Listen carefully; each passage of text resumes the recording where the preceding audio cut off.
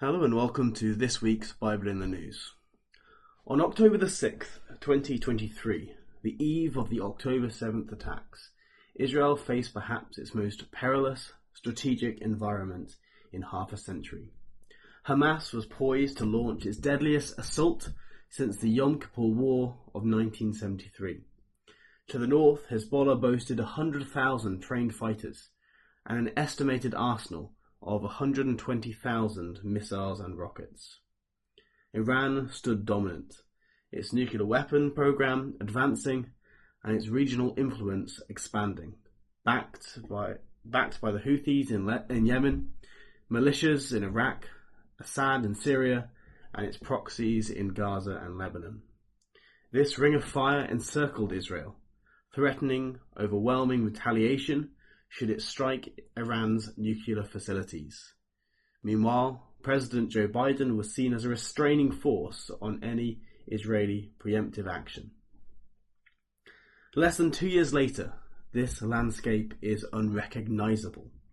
Hamas, Hezbollah, the Houthis, Iraq's militias, and Assad's Syria have either severed ties with Iran, been severely degraded, or ceased to pose serious threats. Iran itself endured a humiliating 12-day war that crippled its air defences, damaged its nuclear infrastructure, and exposed its vulnerability to the Israeli military supremacy.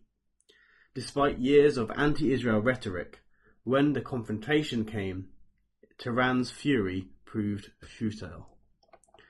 This dramatic reversal has led some to dub the new era Pax Israelica, or as Limonte's Charles Paris styled it, Pax Hebraica.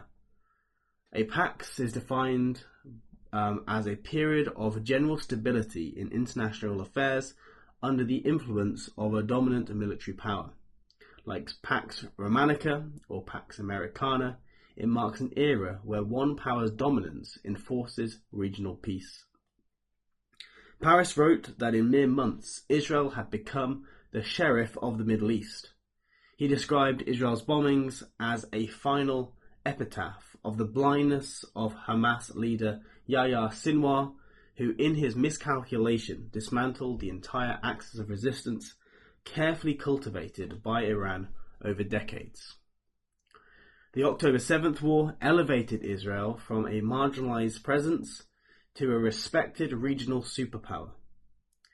That does not mean that every neighbouring nation suddenly embraces Israel or loves Israel, but it does suggest a shift in geopolitical calculus. Opposing Israel has proved to be self-defeating, while cooperation might enhance national interest and global influence. The prospect of Syria joining the Abraham Accords, once laughable, is now a subject of serious discussion. As for Saudi Arabia, its accession to the Accords feels less like an if and now more like a when.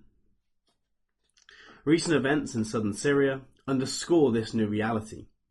Following internal clashes involving the Druze community, Israel intervened militarily to stabilize the region. Syria responded not with defiance but with negotiation.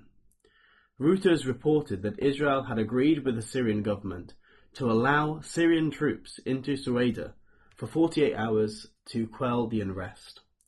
The notion of Israel dictating military deployment within sovereign Syrian territory would have been unthinkable in decades past.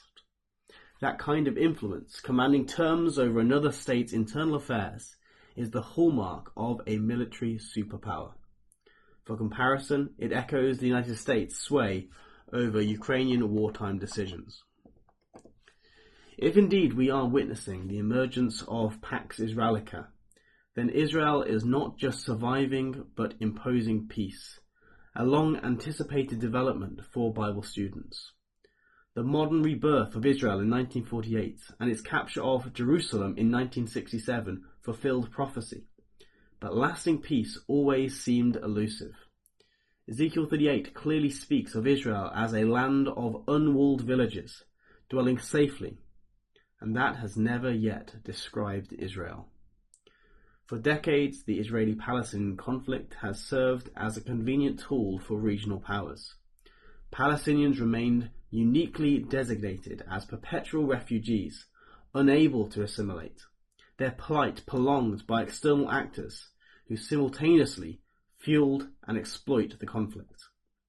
It stands to reason that those who sustained it could also dismantle it, if political will aligns. In a wholly different context, Lenin observed, "There are decades where nothing happens, and weeks where decades happen." That sentiment fits the velocity of change in the Middle East today. We may be witnessing the unfolding of an era once thought inconceivable, a Pax Israelica, where Israel not only secures peace, but embodies regional leadership. A recent Jerusalem Post headline declared, "Israelis now safer than at any time in a generation."